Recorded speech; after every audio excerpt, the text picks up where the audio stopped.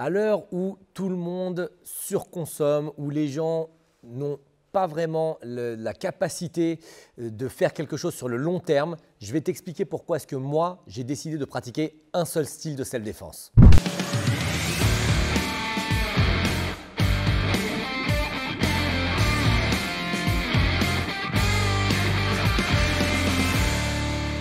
Alors pourquoi je pratique un seul style de self-défense? C'est la question à laquelle je vais répondre dans cette vidéo. Mais avant ça, ce que je t'invite à faire, c'est rejoindre ma liste privée pour recevoir les emails qui peuvent te sauver la vie. Ce sont des emails que j'envoie chaque semaine à plus de 7000 personnes et qui contiennent des conseils essentiels, faciles à mettre en place pour sa survie, sa protection, sa sécurité personnelle ou alors l'aide à tierces personnes ou les gens que tu aimes. Si tu veux rejoindre cette liste privée, eh bien, je t'invite à cliquer sous la vidéo, tu trouveras un lien et tu pourras recevoir dès demain matin ton premier email.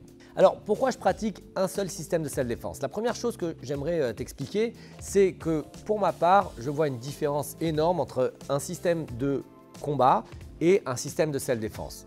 Et ce n'est pas du tout la même chose, d'accord? Les deux sont complètement complémentaires, d'accord? On va parler dans la vidéo, mais ce n'est pas la même chose. Pour moi, un système de self-défense, c'est on aborde la rue. On aborde la rue, ça veut dire 2 agresseurs, 3 agresseurs, ça veut dire qu'on parle de la tenue vestimentaire, ça veut dire qu'on parle de la désescalade de la violence, on parle de la communication sous conflit, on parle de l'utilisation des objets dans l'environnement, comment je fais pour utiliser un bâton, un couteau, comment je fais pour utiliser une chaise, une table, etc. On parle aussi, bien évidemment, de l'aspect contact, ça veut dire comment je fais pour me défendre contre un étranglement, contre un ceinturage. Toutes ces situations, c'est de la self-défense et même au sein de la self-défense, on a le combat, c'est-à-dire qu'est-ce qui se passe lorsque l'agresseur ne coopère pas avec moi. Ça, c'est une chose. Mais dans le combat qu'on a en self-défense, on a le combat 2 contre 1, on a le combat 3 contre 3, on a le combat je suis au sol, il est debout. Donc ça, c'est vraiment toute la self-défense. Et de l'autre côté, il y a un grand bac qui est tous les systèmes de combat, que ce soit la boxe, le judo, le jiu-jitsu brésilien, toutes ces choses-là, le karaté kyokushin, etc., etc. Il y a plusieurs systèmes de self-défense, il y a plusieurs systèmes de combat. Encore une fois, je ne dis pas que les systèmes de self-défense n'ont pas de combat, puisque nous-mêmes en Krav Maga, on a un combat, mais on parle de combat plutôt avec des règles. Dans les systèmes de self-défense, tu as plein de styles de Krav Maga différents. Il y a une multitude d'organisations. Le Krav Maga le vent en poupe et chaque semaine, tu vois des nouvelles organisations et des nouveaux maîtres qui sortent d'on ne sait où.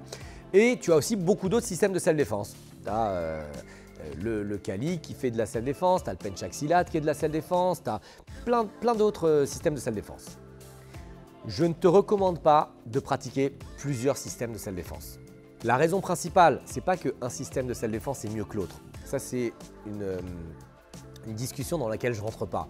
Est-ce que tel système est plus fort que lui? Est-ce que tel système est plus fort que lui? Ça me fait penser à La Cité de la Peur où tu as Dominique Farrugia qui dit pendant tout le film « Est-ce que l'hippopotame est plus fort que le rhinocéros ?» C'est une discussion qui n'a pas de fin parce qu'à chaque fois on dira « Oui, mais lui, son coup de pied il est plus efficace, etc. » Ce qui est important, c'est d'avoir une idée sur les différents systèmes de self-défense, de choisir son système et d'y coller. Pour moi, dans ma vision, dans mes besoins, dans ma façon de voir, le système que j'ai choisi, le Krav Maga que je pratique, c'est pour moi le système le plus efficace. Et pourquoi je ne vais pas voir les autres systèmes de self-défense? Parce que très souvent, les principes se contredisent. Et ça ne veut pas dire qu'un principe est mieux qu'un autre. Moi, je pense évidemment que ce que je fais, c'est mieux et que ce que je fais, c'est bien, mais je n'irai pas dire à quelqu'un ce que tu fais, c'est nul. Mais ça veut dire que si tu pratiques des principes contradictoires, tu fais le système de self-défense A pendant quelques mois et puis tu dis « Ah ouais, mais c'est sympa aussi le système de défense B, je vais apprendre des choses, je vais enrichir mon Krav Maga », tu ne l'enrichis pas, tu multiplies les risques de ne pas savoir quoi faire en situation de stress. En situation de stress, le cerveau il réagit de façon très simple, il fait ce qu'il sait faire. Il fait ce qu'il a l'habitude de faire. Et donc, si tu as un prof de self-défense A qui te montre quelque chose, et un prof de self-défense B qui te montre autre chose, et toi tu dis « Ah, c'est super, j'ai 2 outils », en fait, ton cerveau en situation de stress, il ne va plus savoir quoi faire. Donc, c'est mieux de faire que du B, même si le B, ce n'est pas la meilleure des choses, mais peu importe, c'est ce qu'il sait faire, ou que du A. Mais A et B, le cerveau, il freeze, et du coup, tu vas te retrouver avec un temps de latence et de réflexion en situation d'agression qui est vraiment problématique. Moi, j'ai une organisation qui forment des instructeurs de Krav Maga, je leur dis, regardez, vous êtes dans l'organisation KMG France, c'est d'ailleurs la branche française de la plus grande organisation de Krav Maga au monde. Je ne vous recommande pas d'aller faire d'autres styles de self-défense. Même si c'est sympa, même si vous adorez, etc. Pourquoi? Parce que vous risquez de vous emmêler les pinceaux en situation de stress. Et si un instructeur risque de s'en mêler les pinceaux, encore pire un élève.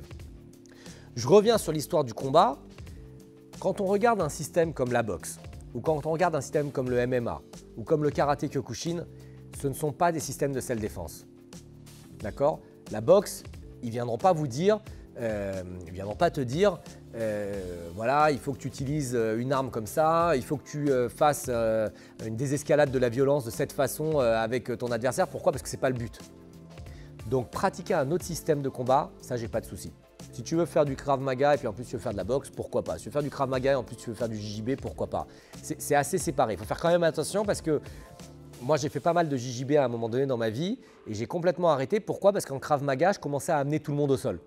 Je commençais à faire des clés. Et du coup, ça dénaturait mon Krav Maga et ça me mettait en situation de risque si j'étais dans la rue et que je commençais à amener quelqu'un au sol à lui faire une clé. C'est pas mauvais de faire une clé à quelqu'un au sol. Sauf que s'il a des copains à côté, c'est mauvais. Si tu es sur du béton avec un trottoir, avec machin, c'est mauvais. Tu ne vas pas avoir une autre agression, tu ne vas pas pouvoir fuir rapidement. Donc du coup, je me suis éloigné un peu de ça pour me recentrer sur le système.